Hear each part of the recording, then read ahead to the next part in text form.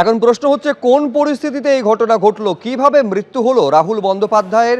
শুক্রবার পুরো টিম ধারাবাহিকের শুটিংয়ের জন্য আসে। শনি এবং রবিবার শুটিং হওয়ার কথা ছিল এবং তারপরেই প্যাক আপ, কিন্তু তার মধ্যেই ঘটে যায় এই মর্মান্তিক দুর্ঘটনা।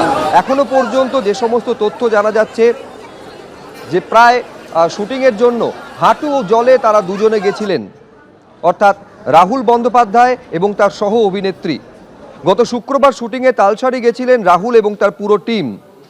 সিরিয়ালের শুটিংয়ের জন্য তারা গেছিলেন। তালসারি জায়গাটি পশ্চিমবঙ্গ এবং ওড়িশা সীমানার 5 কিলোমিটারের মধ্যে পড়ে। শনি রবিবার শুটিং হওয়ার কথা ছিল এবং তারপরই প্যাক আপ হওয়ার কথা ছিল, কিন্তু তার মধ্যেই শুটিং শেষ হওয়ার ঠিক মুখে এই মর্মান্তিক ঘটনা ঘটে যায়।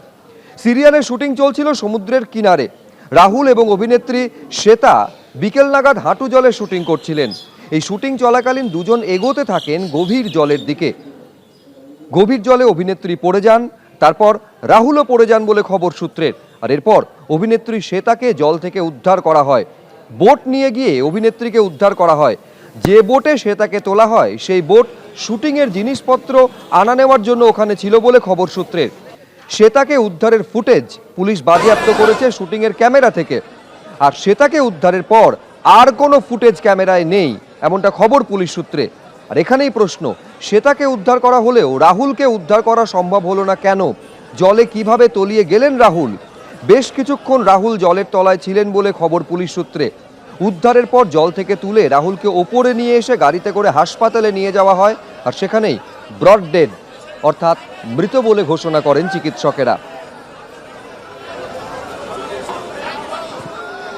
এই যে ছবি আপনারা দেখতে পাচ্ছেন, বিজয়গড়ে রাহুল বন্দ্যোপাধ্যায়ের দেহ থেকে রাহুল বন্দ্যোপাধ্যায়ের বাড়ি থেকে তার দেহ যখন সব দেহবাহী শকটে তোলা হচ্ছে সেই সময়ের ছবি,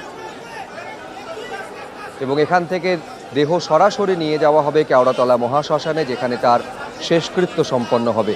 দেখুন, বারে বারে প্রশ্ন হচ্ছে যে রাহুল অরুণোদয় বন্দ্যোপাধ্যায়ের মৃত্যু হলো কিভাবে। এরই মধ্যে এক নুলিয়ার বক্তব্য সামনে এসেছে, যিনি বলছেন রাহুল বন্দ্যোপাধ্যায়দের গভীর সমুদ্রে যেতে বারবার নিষেধ করা হয়েছিল, কিন্তু সেই সময় প্রবল হাওয়া চলছিল বলে সেই নিষেধ বা সতর্কবার্তা তারা শুনতে পাননি। রাহুল সাঁতার জানতেন না, সেই কারণেই এই মর্মান্তিক পরিণতি বলে দাবি করেছেন নুলিয়া।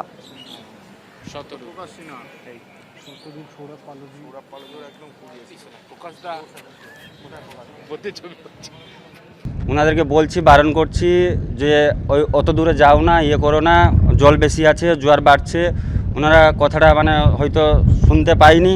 তারপরে যখন দেখি শুনতে পাইনি কেন, বাতাসটা চলছিল, ওয়েদারটা একটু বিকালে একটু খারাপ ছিল। তারপরে যখন আমি ওদেরকে দেখি যে ওরা মানে বেশি জলে চলে গেল, হাত ফাত ইয়ে করলো, তারপরে আমি নিজে গেলাম, নিজে গিয়ে ঝাঁপ করে ওদেরকে তুললাম। আগে কাকে অভিনেত্রী যে ছিল, যে ম্যাডাম ছিল, ওনাকে তুললাম। তুলে ওখানে আমাদের যে একটা লোকাল বোর্ড ছিল, ওনাকে ডাকলাম। ওনাকে ডাকার পরে একটা রশি দিয়ে ওনাকে ধরে রাখলাম।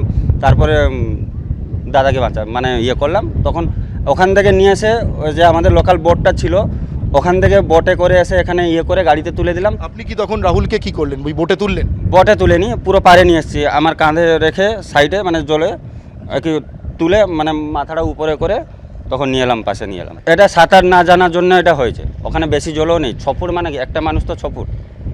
ওটা সাঁতার কাটার না হয়েছে জন্য এটা এই ফলটা হয়েছে। উনি জলটা একটু বেশি খেয়ে নিয়েছেন, মানে সাঁতার কাটতে না পারলে কী হবে। আর জলের স্রোতটা একটু ছিল। আমরা বারণ করছি যে যাও না, যাও না, যাও না। আমি বারণ করছিলাম যে যাও না, ওখানে যাও না, কেননা শ্যুটটা ছিল 1 ফুট 1/2 ফুট জলে শ্যুটটা ছিল। এবিপি আনন্দ এগিয়ে থাকে, এগিয়ে রাখে।